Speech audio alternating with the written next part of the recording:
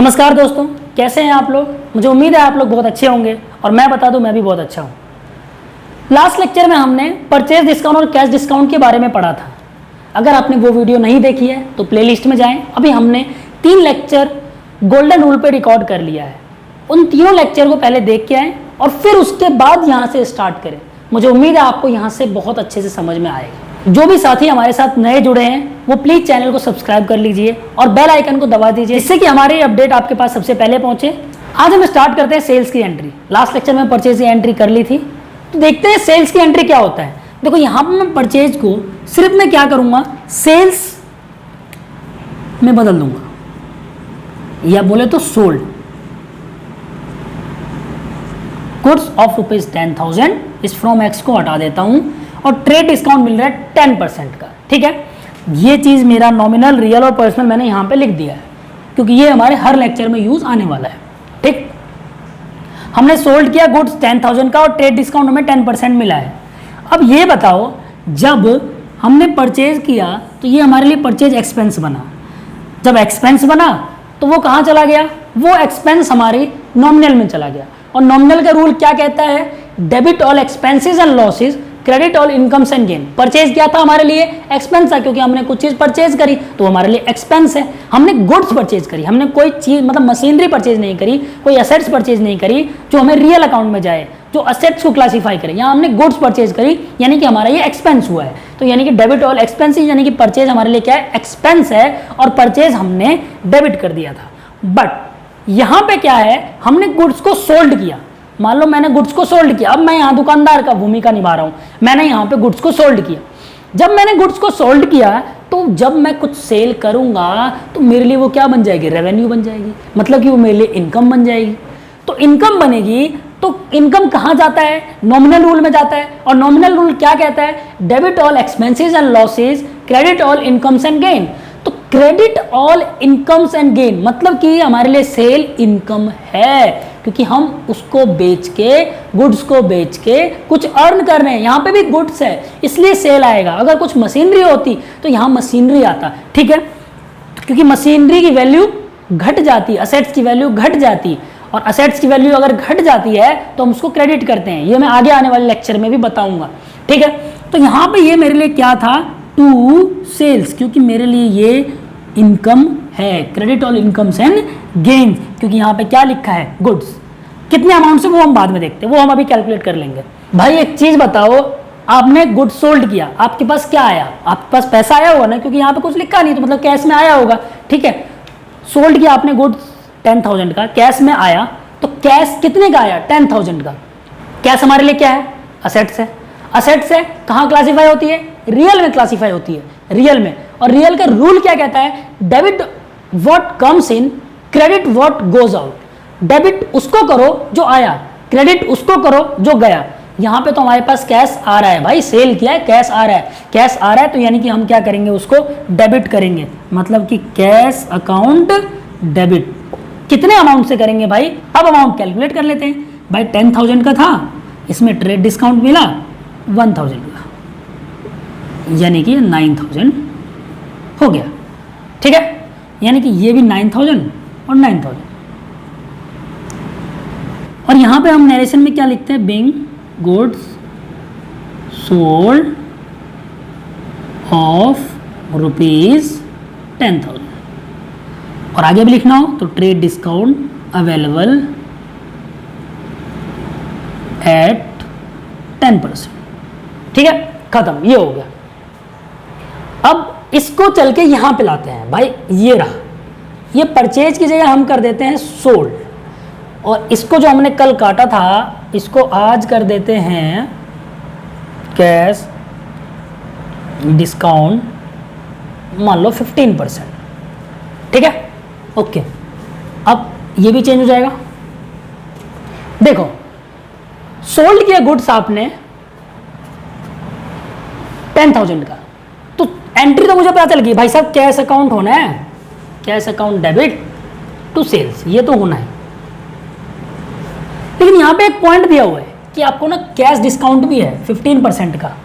Cash discount है यानी कि आपने पक्का पेमेंट कर दी होगी। तो हम इसकी वैल्यू निकाल लेते हैं पहले। यहां मैं एक बार वैल्यू निकाल लेता हूं। कितने अमाउंट की वैल्यू थी भाई? पहले तो 10,000 की थी। इसमें ट्रेड डिस्काउंट आपको पहले मैंने क्या बताया था, ट्रेड डिस्काउंट पहले निकलता है, तो ट्रेड डिस्काउंट मेरा 1000 का निकल गया, यानी कि बचा कितना 9000। ये कितना परसेंट था भाई? 10% था ये। अब 9000 में 15% मेरा कैश डिस्काउंट है, मतलब हमने पेमेंट कर दी, यानी कि 15% आ गया, तो ये हो गया हमारा 1350 हमारा कैश डिस्काउंट हो गया। अब जब मैं इसको माइनस करूंगा तो ये आएगा आपका 7350। अब आपने सेल करने से जो आपको नेट रिसीव हुआ पैसा वो कितना हुआ? 7350। तो आपको पैसा कितना रिसीव हुआ बाबू? 7350। लेकिन आपको मैंने क्या बोला था कि परचेज की और सेल की जो वैल्यू आती है वो ट्रेड डिस्काउंट लेस करने के बाद आती है, ना कि कैश डिस्काउंट लेस करने के बाद। तो ट्रेड डिस्काउंट लेस करने के बाद जो हमारी वैल्यू आई है वो 9000 आई है, तो वो आई हमारी 9000। ठीक है, अब बताओ इसमें तो डिफरेंस आ रहा है 9000 और 7350 में। ये जो डिफरेंस आ रहा है, अब मैं यहां पे दुकानदार हूं, अगर मैं कैश डिस्काउंट किसी को देता हूं वो मेरे लिए क्या है? एक तरह से वो मेरे लिए एक तरह से लॉस है। लॉस हुआ ना कि मैंने उस कैश डिस्काउंट उसको दिया, तो मेरे लिए वो लॉस हुआ। जब मेरे लिए लॉस हुआ तो यहां पे आता हूं मैं एक बार नॉमिनल में। लॉस है तो मतलब nominal, debit all expenses and losses. तो मुझे क्या करना है, जो मेरा कैश डिस्काउंट जो हमने दिया है उसको मुझे क्या करना है? डेबिट करना है। मतलब अगर मैं देखूं यहां पे, तो यहां पे जो है मेरा कैश डिस्काउंट कितना, जो भी डिफरेंस होगा आपका, मतलब 1350, कुछ गलत कर रहा हूं मैं, यहां पे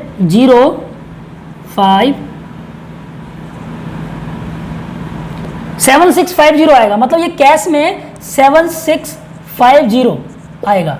ठीक है, और यहां पे कैश डिस्काउंट में 1350 आएगा। अब आप देखोगे तो ये दोनों आपको मैच कर रहा होगा। यहां पे आप लिख दोगे यही अमाउंट, यही इस लाइन लिख दोगे आप, sold goods of ₹10,000 and trade discount available at the rate 10%, also cash discount available at the 15%। या आप सीधा लिख देना सोल्ड गुड्स ऑफ ₹10,000, बस खत्म, इतना लिख देना।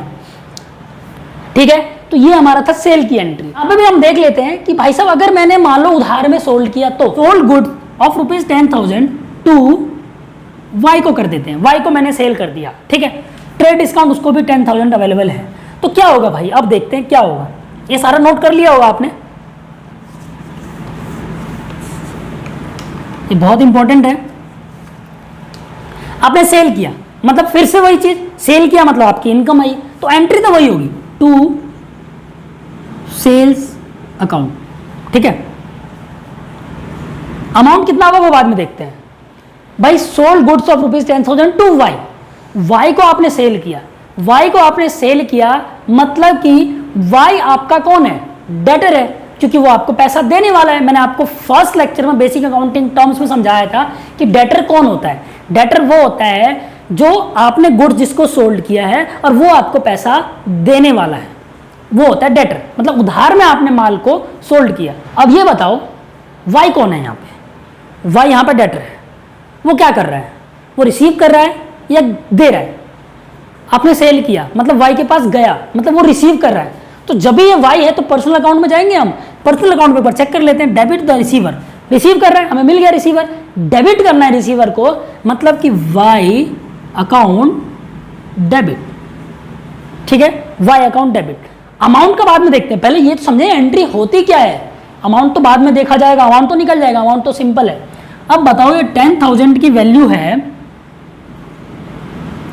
इसमें जो ट्रेड डिस्काउंट 1000 मतलब 10% मिला है ट्रेड डिस्काउंट, यानी कि ये हमारा आया वैल्यू 9000 का। अब मैंने बताया था आपको ट्रेड डिस्काउंट का कोई भी इफेक्ट हमारी जनरल एंट्री पे नहीं आती है, वो बस नेट अमाउंट दिखाना होता है। तो यानी कि हमारा 9000 और 9000 खत्म। अब यहाँ पे लिख देंगे being good sold to Y, खत्म हो गया, डन। यहां पे देखते हैं हम, अब एक चीज बताओ, सोल्ड गुड्स ऑफ ₹10,000 टू, यहां पे भी वाई कर देते हैं या एक्स कर दो, कोई दिक्कत नहीं है, एक्स कर दो तो चलो, एंड ट्रेड डिस्काउंट इतना और कैश डिस्काउंट इतना। एक चीज बताओ, यहां तुमने पकड़ लिया होगा कि सर आपने लास्ट लेक्चर में बताया था परचेज वाली में कि अगर यदि हम क्रेडिट में माल कोई परचेज करते हैं तो कैश डिस्काउंट की कोई एंट्री नहीं होती, वो तो जब पेमेंट करेगा तब ना होगी एंट्री।